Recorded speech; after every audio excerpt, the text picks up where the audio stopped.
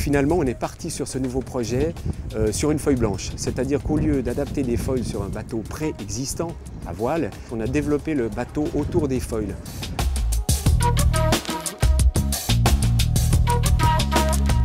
Nous avons eu les monocoques traditionnellement, puis nous avons eu les multicoques qui sont devenus beaucoup plus performants.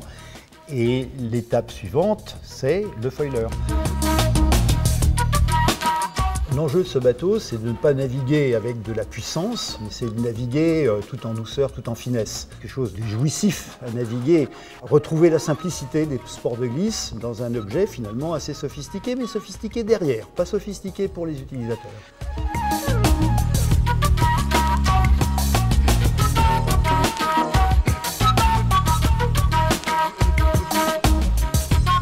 To develop something and make a new prototype, it's very challenging for me.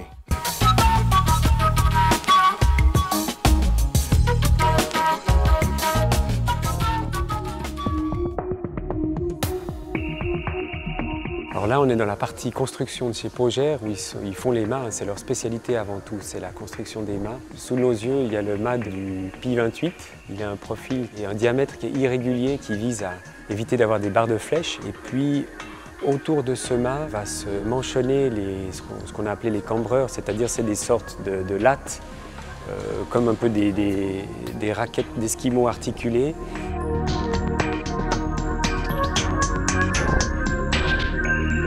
Une voile à profil épais, c'est un mât qui sert de colonne vertébrale avec des cambreurs autour sur lequel il y a un tissu qui est tendu dessus pour donner un profil comme une aile d'avion. Ces cambreurs, ils sont articulés par l'intérieur pour créer un profil qui fonctionne une fois depuis le côté droit, une fois depuis le côté gauche. La construction d'un camber, c'est vraiment un travail de précision. On a plus de 1000 pièces en carbone coupées dans de la plaque, comme ça, au jet d'eau.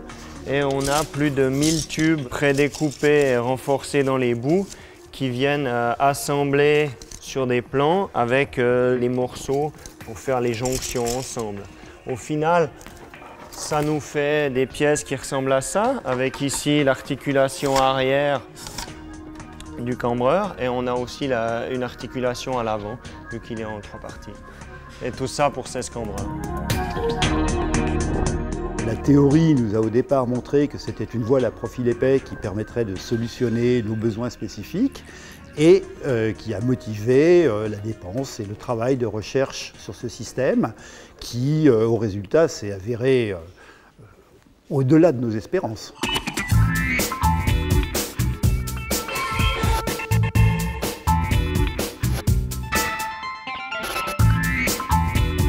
Une voile comme ça représente pour notre voilerie un défi technologique. Et la plus grande des difficultés, c'est mettre la peau souple avec la structure intérieure.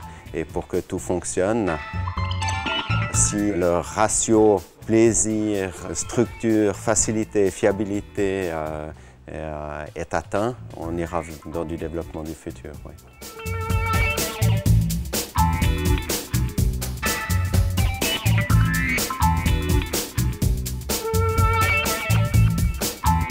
Cette plateforme, elle se veut polyvalente parce qu'elle doit être performante, comme on l'a dit, dans des conditions archimédiennes, classiques, mais aussi elle doit pouvoir décoller, se soustraire de la succion de l'eau et puis pouvoir être performante en vol.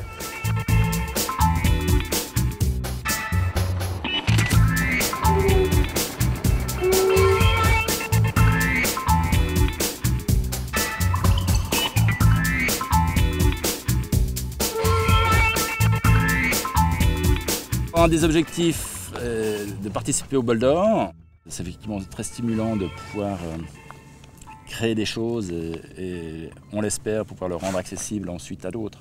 Allez, je crois que... Yes!